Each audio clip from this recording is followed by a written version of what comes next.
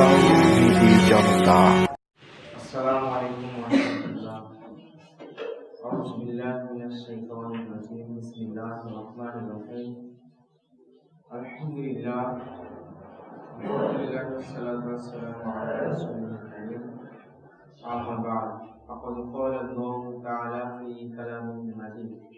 বিসমিল্লাহির রাহমানির রাহিম।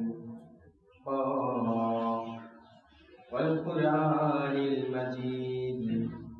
بل عجبوا أن جاءهم منذر منهم فقال الكافرون هذا شيء عجيب أإذا متنا وكنا ترابا ذلك رجع بعيد قد علمنا ما تنقص الأرض منهم وعندنا كتاب حفيظ بل كذبوا بالحق لما جاءهم فهم في أمر مريج أفلم ينظروا إلى السماء فوقهم كيف بنيناها وزيناها وما لها من فروج والأرض مددناها وألقينا فيها رواسي وأنبتنا فيها من كل زوج بهيج تبصرة وذكرى لكل عبد منيب ونزلنا من السماء ماء مباركا فأنبتنا به جنة وحب الحصيد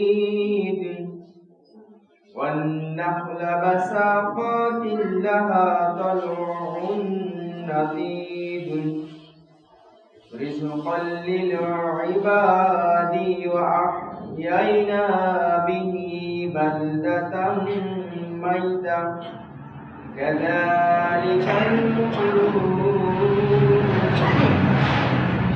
كذبت قبلهم قوم نوح وأصحاب الرس وثمود وعاد وفرعون وإخوان وأصحاب الأيكة وقوم تبع كل كذب الرسل فحق وعيد أفعينا بالخلق الأول بل هم في لبس من خلق جديد بسم الله الرحمن الرحيم ألف لام ميم ذلك الكتاب لا ريب فيه هدى للمتقين الذين يؤمنون بالغيب ويقيمون الصلاة ومما رزقناهم ينفقون والذين يؤمنون بما أنزل إليك وما أنزل من قبلك وبالآخرة يؤمنون أولئك على هدى من ربهم وأولئك هم المفلحون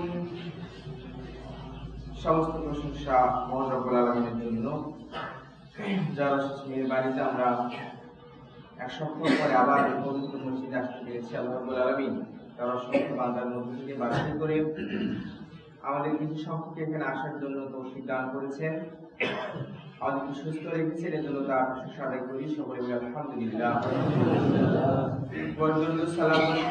সর্বকালের সর্বযুগের সর্বশ্রেষ্ঠ মহান যার জীবন বিধান অনুযায়ী আমরা জাহিদের অন্ধকার থেকে আলোকিত পথ পেয়েছি, মুক্তির দিশা পেয়েছি, যিনি এই আল কোরআনের আহ্বানকে মানুষের দাঁড়িয়ে পৌঁছতে গিয়ে লাঞ্ছিত হয়েছেন, রক্ষিত হয়েছেন তাইফের ময়দানে। তাই নয়, শুধুমাত্র কোরআনের দাওয়াত দিতে গিয়ে নিজ মাতৃভূমি মক্কাকে ত্যাগ করে মদিনায় হিজরত করতে বাধ্য হয়েছেন সর্বকালের সর্বযুগের সর্বশ্রেষ্ঠ ত্যাগী মহামানবের প্রতি বর্ষিত সালাম, সকলে বলি সাল্লাল্লাহু আলাইহি ওয়াসাল্লাম।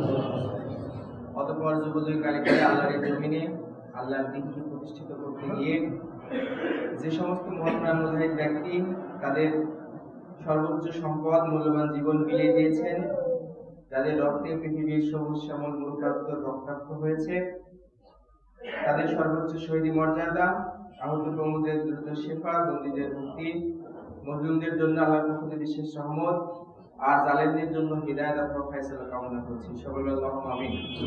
সবাই মুসলিমিত এর পাশাপাশি আমাদের অসুস্থ রয়েছে তাদের সুস্থতা কামনা করছি। আর সারা পৃথিবীর সমস্ত বালা মুসিবত থেকে, যে মহামারী চলছে তা থেকে আমাদের সকলের জন্য সহ পৃথিবীর সমস্ত মুমিন মুমিনদের জন্য আল্লাহর কাছ থেকে শিফা এবং হেফাজত কামনা করছি। সকলে আল্লাহুম্মা আমিন।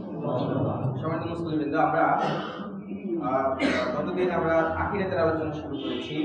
আমরা সবাই অবগত আছি যে আমাদের এই দুনিয়ার জীবনের পরে আরেকটি জীবন আমাদের জন্য অপেক্ষা করছে। এই দুনিয়াতে আমরা যা কিছু করেছি তার একটা ফয়সালা, তার একটা ফলাফল, একটা পরিণতি এর পরবর্তী জীবনে আমাদের জন্য অপেক্ষা করছে। পৃথিবীতে যেমন প্রত্যেকটি কাজের একটা ফল থাকে, পরিণতি থাকে, অনর্থক কোনো কাজ কিন্তু কোনো মানুষও করে না। এখন আমরা যদি পৃথিবীর চারদিকে দেখি তাহলে কি দেখতে পাই? আমরা দেখি যে এই পৃথিবীতে কিন্তু শতভাগ ইনসাফ, সাম্য মৈত্রীটা নেই। একজন মানুষ আরেকজন মানুষের অত্যাচার করে, জুলুম করে।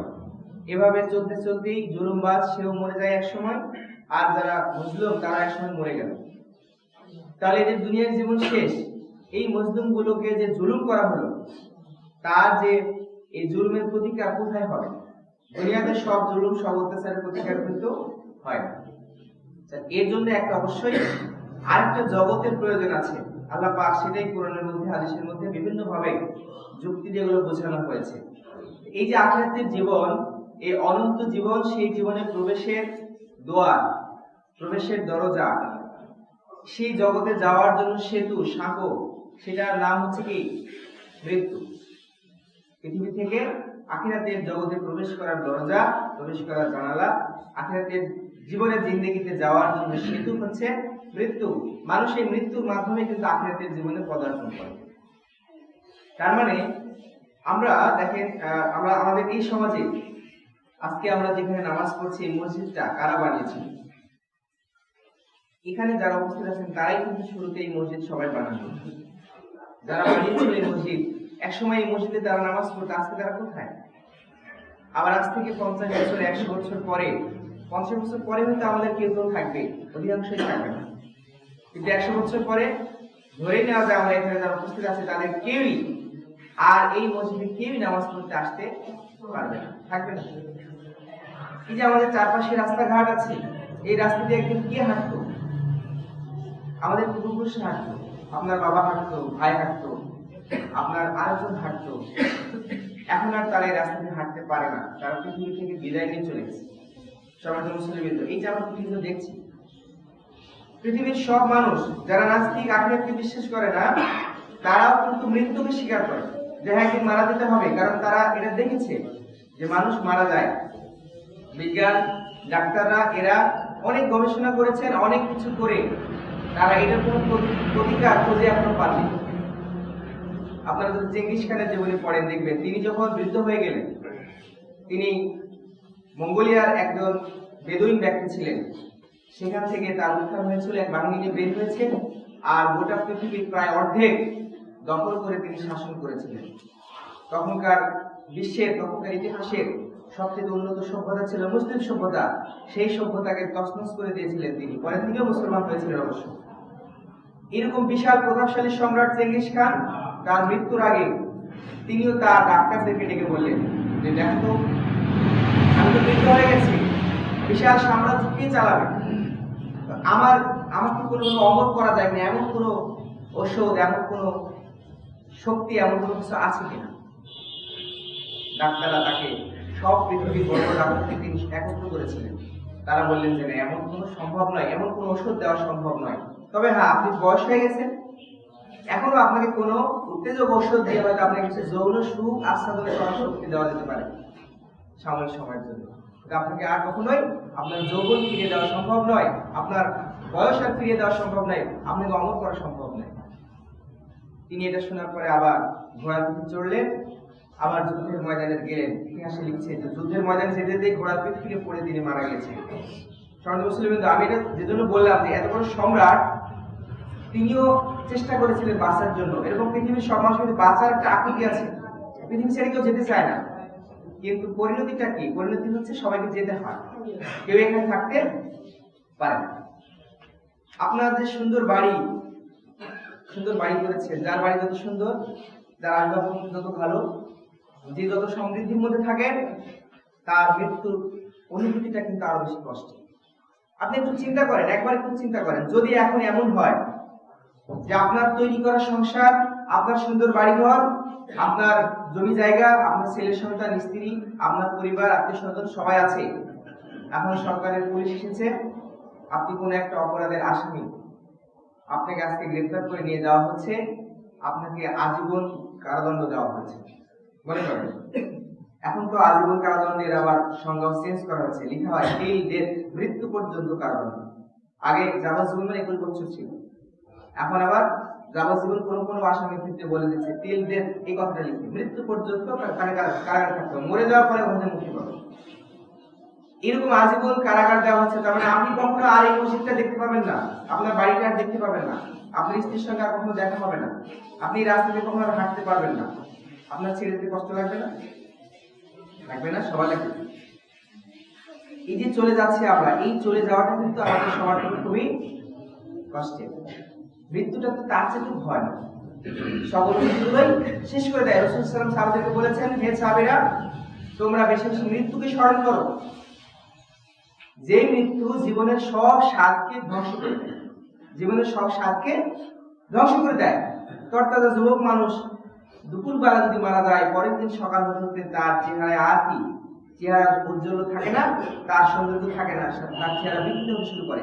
একদিনের ব্যবধান জীবনের সব স্বাদকে তছনছ করে দেয়। যে শরীরটাকে প্রতিদিন আপনি অনেক ভালো পোশাক দিয়ে পরিষ্কার করেন, ভালো পোশাক পরান, সৌন্দর্য করেন, বর্ধিত করেন, সাজান আপনি, এই শরীরটাও কিন্তু গলে পচে শেষ হয়ে যাবে। কবর থেকে যখন কবর খুঁড়তে খুঁড়তে গোরস্থানের মধ্যে আরেকটি কবরে হাড় উঠে আসে, কোন মানুষ দেখে কিন্তু চিনতে পারে না যে এই হাড়টা কার, সব হাড়গুলো একই রকম হয়ে যায়। এই যে মৃত্যু জীবনের স্বাদকে নষ্ট করে দেয়, এই মৃত্যু প্রত্যেকটা মানুষের জন্য আসবে। আল্লাহ রাব্বুল আলামিন সূরা আল ইমরানের 185 নম্বর আয়াতে বলছেন, কুল্লু নাফসিন যায়কাতুল মাউত, নিশ্চয়ই প্রত্যেকটা নফসকেই, নফস মানে যার এই যে আত্মা বা জীবন আল্লাহ তাআলা দিয়েছেন, এই প্রত্যেকটা নফসকেই মৃত্যুর স্বাদ গ্রহণ করতে হবে। কেউ এখান থেকে রেহাই পাবে না, কেউ না, প্রত্যেকে মারা যাবে। এই প্রত্যেকের মধ্যে আমরা মনে করতে পারি হয়তোবা আমরা যারা এরকম সাধারণ মানুষ, তাদেরই মৃত্যু হবে, আর যারা অসাধারণ এদের মনে মৃত্যু হবে না। অথচ আল্লাহ রাব্বুল আলামিন সূরা জুমারের 30 নম্বর আয়াতে বলছেন, ইন্নাকা মাইয়িতু ওয়া ইন্নাহুম মাইয়িতুন, নিশ্চয় আপনিও মারা যাবেন আর তারাও মারা যাবে। তারা বলতে অন্য মানুষের কথা বলা হচ্ছে। কে বলছেন? আল্লাহ রাব্বুল আলামিন স্বয়ং রাসূল সাল্লাল্লাহু আলাইহি ওয়াসাল্লাম বলছেন সূরা জুমারের 30 নম্বর আয়াত যে নিশ্চয় আপনি মারা যাবেন আর অন্য যারা আছেন তারাও মারা যাবে, কেউ বেঁচে থাকবে, কেউ বেঁচে থাকবে। তাহলে এই মৃত্যু থেকে যেমন সাধারণ মানুষ নিস্তার পাচ্ছে না, তেমনি সৃষ্টির সর্বশ্রেষ্ঠ নিদর্শন যিনি, সর্বশ্রেষ্ঠ সৃষ্টি যিনি, সবচেয়ে আল্লাহর পরে যার সম্মান, সৃষ্টির জগতের মধ্যে যার সম্মান সবচেয়ে বেশি, সেই প্রিয় নবী হযরত মুহাম্মদ সাল্লাল্লাহু আলাইহি ওয়াসাল্লাম তিনিও মারা এবং গিয়েছেন। শুধু কি তাই, আল্লাহ পাক এই বিশাল সাম্রাজ্য চালানোর জন্য যে ফেরেশতা মণ্ডলীদেরকে নিযুক্ত করেছেন, যারা পৃথিবীর এই সব সাম্রাজ্য আল্লাহর নির্দেশে পরিচালনা করেন, সেই সমস্ত ফেরেশতারা একসময় মারা যাবে। শুধু ফেরেশতারাই নয়, যেই ফেরেশতাকে আল্লাহ রাব্বুল আলামিন জান কবজের দায়িত্ব দিয়েছেন, সেই আজরাইল, সেও একসময় মারা যাবে। আমাদের আদম আলাইহিস সালাম, তাকে সৃষ্টি করেছিলেন, তিনি প্রথম মানব ছিলেন, আল্লাহ রাব্বুল আলামিন তাকে 1000 বছর হায়াত দিয়েছিলেন। তাকে যখন রূহের জগতে, পৃথিবীতে নয়, মানুষের জীবন যে সফর এই শুরু হয়েছে রূহের জগৎ থেকে, এটাকে পরিণতি লাভ করবে জান্নাত অথবা জাহান্নাম। এই মানুষের দেখাচ্ছে এই পরিক্রমার মধ্যে, এই রাস্তার মধ্যে মোট 5টা জগৎ রয়েছে। রূহের জগৎ, এরপরে মাতৃগর্ভের জগৎ, তারপরে এই যে দুনিয়ার জীবন, এরপর আলমে বারজাখ বা কবরের জীবন, তারপরে আপনি। সম্মানিত মুসলিমবৃন্দ, এই 5টা জগৎ, এর মধ্যে রূহের জগৎ আল্লাহ রাব্বুল আলামিন সব রূহগুলোকে একত্রিত করে জিজ্ঞেস করেছিলেন, আলাস্তু বিরব্বিকুম, আমি কি তোমাদের রব নই? সেই জগতে আল্লাহ রাব্বুল আলামিন যখন হযরত আদম আলাইহিস সালামকে তার সন্তানদেরকে দেখালেন, তিনি তার সন্তানদের মধ্যে দেখলেন সব রূহগুলো দেখলেন, তার ভালো লাগছে, যেগুলো আমার বংশধর হবে। একটা রূপকে তার খুব ভালো লাগলো। তিনি বলেন, হে আল্লাহ রাব্বুল আলামিন, এইটা কি? আল্লাহ তাআলা উত্তর দিলেন, তোমার সন্তান দাউদ, সে একজন নবী হবে। আল্লাহ রাব্বুল আলামিন তাকে কত হায়াত দিয়েছে? আল্লাহ বলেন 40 বছর। হে আল্লাহ, তুমি আমাকে কত হায়াত দিয়েছো? আল্লাহ বললেন যে তোমাকে 1000 বছর দেওয়া হয়েছে। পিতার কষ্ট লাগছে, আমার ছেলে মাত্র 40 বছর বাঁচবে, দুনিয়া এত সুন্দর। আল্লাহকে বলেন, রব্বুল আলামিন, তুমি আমার হায়াত থেকে 60 বছর কেটে তাকে দিয়ে দাও, 100 বছর করে দাও। আল্লাহ মঞ্জুর করলেন। আদম আলাইহিস সালামের যখন 940 বছর শেষ হয়ে গেল, এবার মালাকুল মউত এসে হাজির। প্রথম মানব, তার মৃত্যু হয়েছে, মালাকুল মউত এসে হাজির। তিনি বললেন, আমি তো 1000 বছর আয়ু পাবো। দুনিয়ার একজনই জানতেন তার আয়ু কত, সেটা হযরত আদম আলাইহিস সালাম। তখন ফেরেশতা বললেন যে না, আপনি তো আপনার সন্তানকে দিয়ে আসছিলেন, 60 বছর তো দিয়ে দিয়েছেন। উনি বলছেন, না আমি দেই নাই, ভুলে গেছে।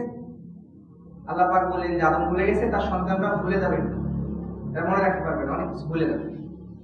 এজন্য লেনদেনের ক্ষেত্রে, যে কোনো কেনাবেচার ক্ষেত্রে আল্লাহ রাব্বুল আলামিন সাক্ষী দলিল রাখতে বলেছেন, যেন মানুষ ভুলে না যায়।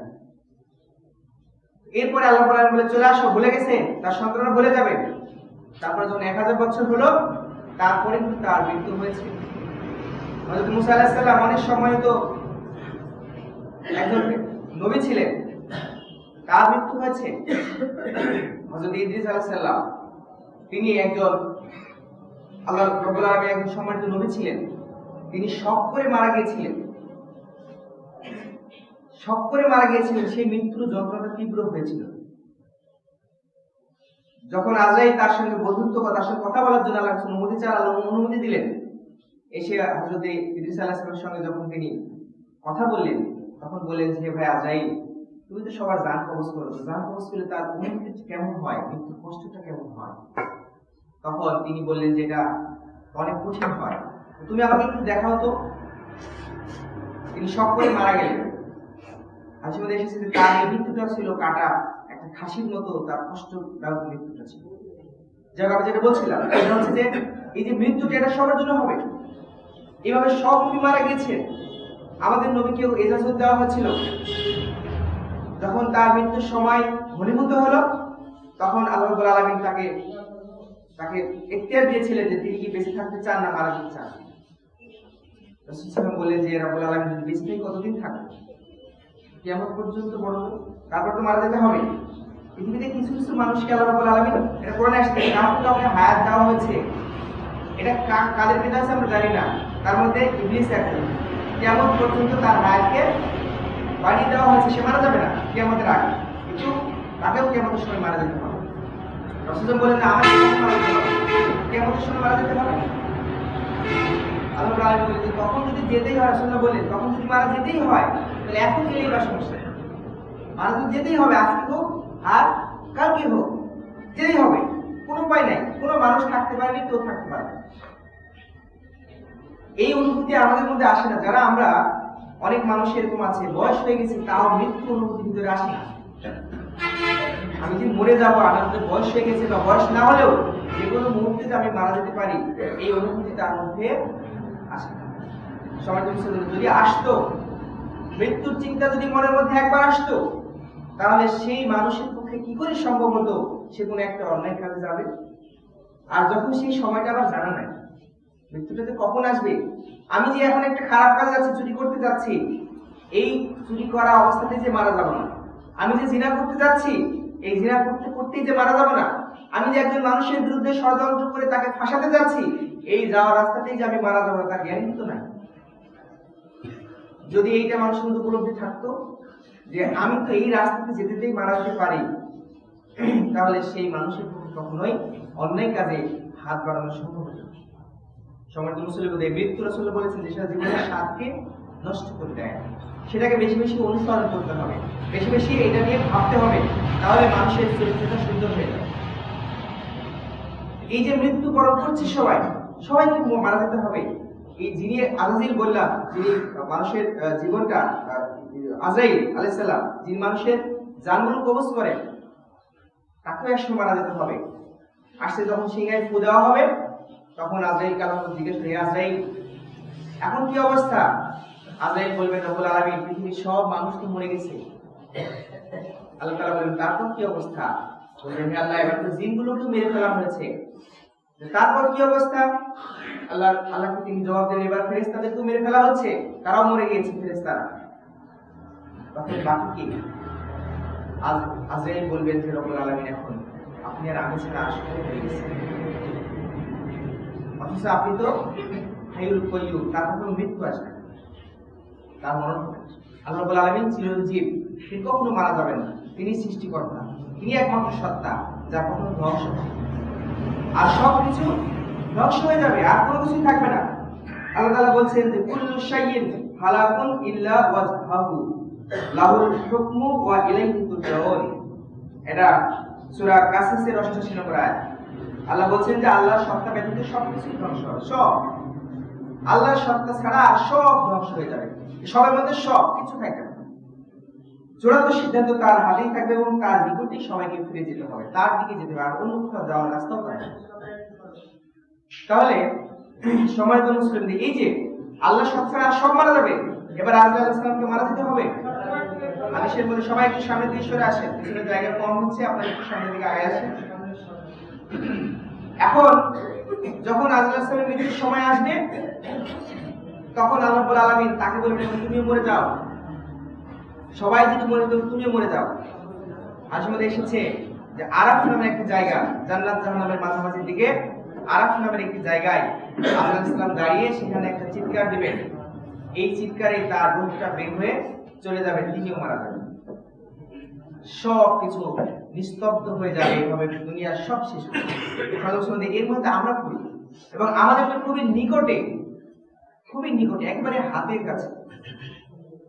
এই মৃত্যুটা যখন মানুষের আসে তখন মৃত্যুটা কিন্তু খুবই কষ্টদায়ক।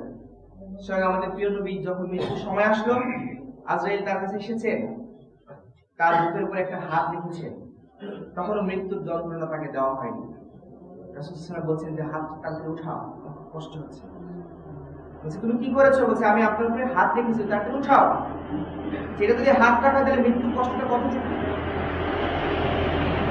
তখন আজরাইল সালাম রাসূল সাল্লাল্লাহু আলাইহি ওয়াসাল্লামকে শিখিয়ে দিলেন যে প্রিয় নবী, আপনি আপনার উম্মতদেরকে বলে দিন যে মৃত্যুর কষ্ট থেকে বাঁচা এটা তীব্র কষ্ট এবং এই কষ্ট সবাই পাবে। ওই যে বললেন যে আলাইহিস সালাম তিনি শক করে মারা গিয়েছিলেন, তারপরেও তার কষ্টটা তীব্র হয়েছিল, সবার কষ্ট তীব্র হবে। আমাদের রাসূলুল্লাহর কষ্ট হয়েছিল, তিনি তখন তাকে আজরাইল আলাইহিস সালাম শিখিয়ে দিলেন যে আপনি আপনার উম্মতদেরকে বলে দিন যারা প্রতিদিন 5 ওয়াক্ত নামাজের পরে আয়াতুল কুরসি আমল করবে, এটা আমলের আবার শর্ত আছে, এটা পড়তে হবে, পড়ে তার অর্থটা বুঝতে হবে, বুঝার পরে এর মধ্যে আল্লাহ রাব্বুল আলামিন 10টা গুণাবলী বলা আছে আয়াতুল কুরসির মধ্যে। এই জিনিসগুলো মনের মধ্যে বিশ্বাস করে আমল করতে হবে, তাহলেই কেবল সেই ব্যক্তির জন্য এটা আয়াতুল কুরসির হক আদায় হবে। যারা এটা করবে সেই সমস্ত ব্যক্তিদের মৃত্যুর কষ্টটা লাঘব করা হবে, কষ্ট হবে না। তাছাড়া সবার কেমন তীব্র কষ্ট মৃত্যুর কষ্ট, আল্লাহর একজন প্রিয় নবী হযরত ঈসা আলাইহিস সালাম, তিনি যখন তিনি পৃথিবীতে এসেছিলেন তার কাছে মানুষজন দাবি করলো যে আল্লাহর নবী, আপনি তো নিজেকে নবী বলছেন, আমরা জানি বিভিন্ন নবীরা পৃথিবীতে এসেছেন, তারা বিভিন্ন মুজিজা দেখিয়েছেন, আপনি কিছু মুজিজা দেখান। হযরত ঈসা আলাইহিস সালাম বললেন, তোমরা কি দেখতে চাও? লোকজন বলল যে আপনি এই যে পাশে একটা কবরস্থান আছে, পুরনো কবরস্থান, এখান থেকে কোন একজন কবরবাসীকে আপনি জীবিত করে দেখান। আল্লাহর নির্দেশে তিনি একজনকে ডাক দিলেন, কবরবাসী, আল্লাহর নির্দেশে তুমি উঠো। একজন কবরবাসী তিনি দাঁড়িয়ে গেলেন, দাঁড়িয়ে গিয়ে সালাম দিচ্ছে, আসসালামু আলাইকুম চাচা, চাচা বলে সম্বোধন করছে। হযরত সাল্লাল্লাহু আলাইহি সাল্লাম বললেন যে কি ব্যাপার, তুমি আমাকে চাচা বলছো, কে তুমি? তখন বলছে, আমি আপনার ভাই হযরত নূহ আলাইহিস সালামের ছেলে, একজন নবী নূহ আলাইহিস সালাম, তার ছেলে শাদ, তিনিও নবী, শাদ আলাইহিস সালাম, শাম আলাইহিস সালাম। উনি বলছেন যে যখন আমি পৃথিবীতে ছিলাম, আমার বাবা তখন বলেছেন যে আল্লাহর ওহীর মাধ্যমে আমি জানতে পেরেছি যে আমার এক ভাই পরবর্তীতে একজন নবী হিসেবে আসবেন, আমার এক ভাই, তিনি হয়তো বা আল্লাহর নির্দেশে তোমাকে কবর থেকে আবার জীবিত করবেন, ডেকে উঠাবেন। যদি তুমি উঠো, তোমাকে যদি ওঠা লাগে, তাহলে অবশ্যই আমার পক্ষ থেকে তাকে তুমি সালাম জানাবে। এই জন্য আমি সালাম দিয়েছি। এরপরে তাকে জিজ্ঞেস করলেন যে তাহলে তোমার তো এই অবস্থা, তাহলে মৃত্যুর অবস্থাটা কেমন? উনি মৃত্যুর কিছু ঘটনা বললেন। বলার পরে বলছে যে আচ্ছা, এবার তুমি আমার কিছু প্রশ্নের জবাব দাও। আমি যে আমার কিতাব থেকে যে জ্ঞান অর্জন সেখান থেকে জেনেছি যে নূহ আলাইহিস সালামের সময়কার মানুষজন তারা ঘামতো না, কিন্তু তোমার শরীরে আমি এখনো ঘাম দেখতে পাচ্ছি, কারণ কি? তখন তিনি বললেন, হে আল্লাহ রাসূল, আমি এখন থেকে প্রায় 1000 বছর আগে মারা গিয়েছি, 1000 বছর ধরেই কবরে আছি। মৃত্যুর সময় যে আমার কষ্ট হয়েছিল, যন্ত্রণা হয়েছিল, এই যন্ত্রণা এত তীব্র হয়েছিল যে আমার গোটা শরীরে এখনো ব্যথা হয়ে আছে। আর সেই তীব্র যন্ত্রণা এবং ব্যথা জ্বালাতে আমি ওই সময় ঘামতে শুরু করেছিলাম, সেই ঘামটা এখন আমার শরীর থেকে চুয়ে পড়ছে। মানে তিনি এই সময়টা তার কাছে একেবারে সামান্য মনে হচ্ছে যে এ তো কিছুক্ষণ আগে যেন তার উপরে ঘটনা ঘটে গেছে, তিনি এখনো ঘামছেন। 1000 বছর পরেও একজন মৃত ব্যক্তির শরীর থেকে যারা ঘামতো না, শরীর থেকে ঘাম বের হচ্ছে মৃত্যুর যন্ত্রণার কারণে। এরপরে তাকে আরেকটা প্রশ্ন করা হলো যে আমি জানি নূহ আলাইহিস সালামের উম্মতেরা কেউ তাদের কারো চুল পাকতো না, এই যে এখন আমাদের তো 20-30 বছর বয়সে অনেকে চুল পেকে যায়, তাদের কারো চুল পাকতো না, কিন্তু আমি দেখছি যে আপনার চুলগুলো পেকে গেছে। শুধু চুল নয়, গায়ের সব লোমগুলো সাদা হয়ে গেছে, কারণটা কি? তিনি আবারও বললেন, এই যে মৃত্যুর টেনশন। এরপরে যখন আমাকে ডাক দিয়েছেন, আমি ভাবছি মনে হয় যে আমাকে আল্লাহর সামনে হাজিরা দেওয়ার জন্য ডেকে তোলা হচ্ছে। এই আল্লাহর সামনে হাজিরা দেওয়ার টেনশন আর মৃত্যুর যন্ত্রণা, কষ্টের এই দুশ্চিন্তায় আমার মাথার চুলসর সব চুলগুলো পেকে গেছে। তাহলে একজন নবীর যদি এরকম কষ্ট হয়, তাহলে আমাদের মৃত্যুর সময় মনে কোনো কষ্ট হবে না। অথচ আমরা মৃত্যু থেকে চিন্তাই করি না, পরোয়া করি না, ডোন্ট কেয়ার ভাব করে আমরা আমাদের জীবন জীবিকা চালাচ্ছি। দেখেন, আমরা যখন আমাদের কাজকর্মগুলো করি, শুধু দুনিয়ার চিন্তাটা নিয়েই আমরা চিন্তা করি, অথচ এই দুনিয়ার জীবনের সব কিছুকে এই মৃত্যু কিন্তু শেষ করে। সম্মানিত মুসল্লিবৃন্দ, এই যে এই ভয়ানক মৃত্যুটা আমাদের সবার জন্য অবধারিত।